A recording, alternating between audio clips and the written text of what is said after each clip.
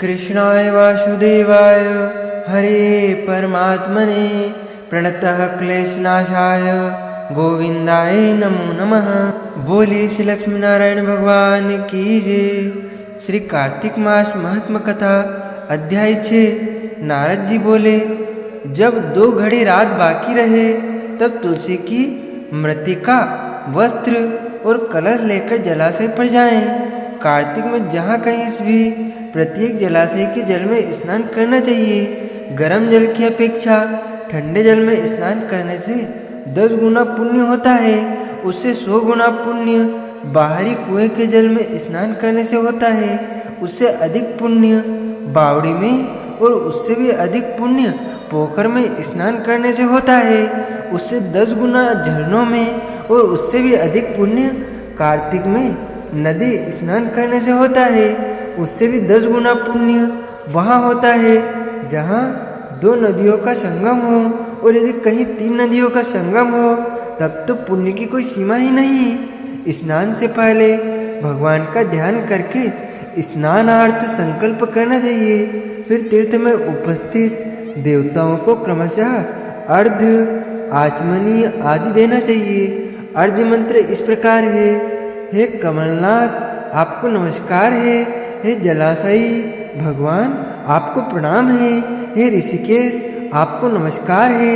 मेरे दिए अर्घ्य को आप ग्रहण करें। वैकुंठ, प्रयाग तथा बद्रिकाश्रम में जहाँ कहीं भगवान विष्णु गए वहाँ उन्होंने 3 प्रकार से अपना पाँव रखा था। वहाँ पर ऋषि वेद यज्ञों सहित सभी देवता मेरी रक्षा करते रहे।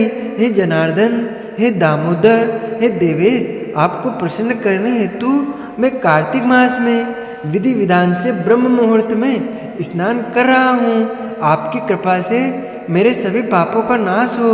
हे प्रभु, कार्तिक मास में व्रत तथा विधि पूर्वक स्नान करने वाला मैं अर्घ्य देता हूँ।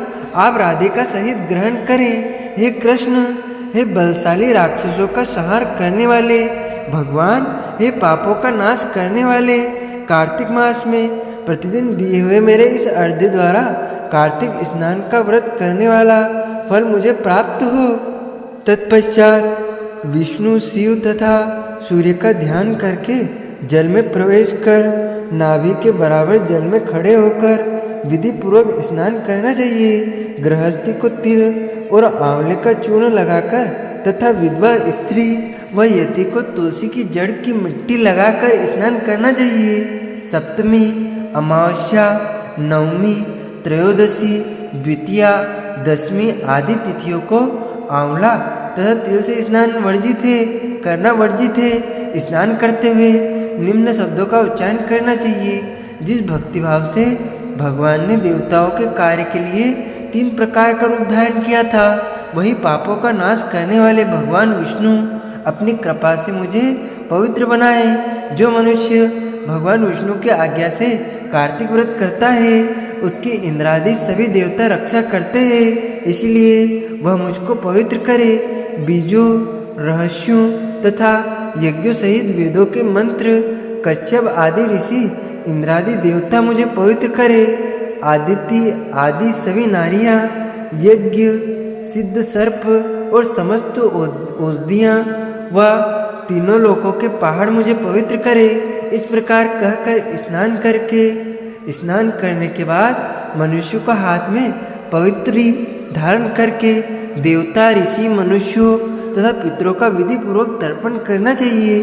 तर्पण करते समय तर्पण में जितने तिल रहते हैं उतने वर्ष पर्यंत व्रती के पितृगण स्वर्ग में वास करते हैं। उसके बाद व्रती को जल से निकलकर शुद्ध वस्त्र धारण करने चाहिए। सभी तीर्थों के सारे कार्यों से निवृत्त होकर पुनः भगवान विष्णु का पूजन करना चाहिए। सभी तीर्थों के सारे देवताओं का स्मरण करके भक्ति पूर्वक सावधान होकर चंदन, फूल और फलों के साथ भगवान विष्णु को फिर से अर्घ्य देना चाहिए। अर्घ्य के मंत्र का अर्थ इस प्रकार है: मैंने पवित्र कार्तिक मास में स्नान किया है। हे विष्णु, राधा के साथ आप मेरे दिए अर्घ्य को ग्रहण करें। तत्पश्चात चंदन, फूल और तांबूल आदि से वेद पाठक ब्राह्मणों का श्रद्धापूर्वक पूजन करे और बारंबार नमस्कार करे। ब्राह्मणों के दाएं पांव में तीर्थों का वास होता है, मुंह में वेद और समस्त अंगों में देवताओं का वास होता है। अपने कल्याण की इच्छा रखने वाले मनुष्य को इनका ना तो अपमान करना चाहिए और ना ही इनका विरोध करना चाहिए। फिर एकाग्रचित होकर भगवान विष्णु की प्रिय तुलसी जी की पूजा करनी चाहिए। उनकी परिक्रमा करके उनको प्रणाम करना चाहिए। हे देवी, हे तुलसी, देवताओं ने ही प्राचीन काल से तुम्हारा निर्माण किया है और ऋषियों ने तुम्हारी पूजा की है। हे विष्णु प्रिया तुलसी, आपको नमस्कार है। आप मेरे समस्त पापों को नष्ट करें। इस प्रकार जो मनुष्य भक्ति पूर्वक कार्तिक व्रत का अनुष्ठान करते हैं वे संसार के सुखों का भोग करते हुए अंत में मोक्ष को प्राप्त करते हैं। इस प्रकार यहाँ पर श्री कार्तिक मास महात्म कथा अध्याय 6 का समापन होता है। आगे की कथा आप अध्याय 7 में अगले वीडियो में सुनेंगे। बोलिए श्री लक्ष्मी नारायण भगवान की जय।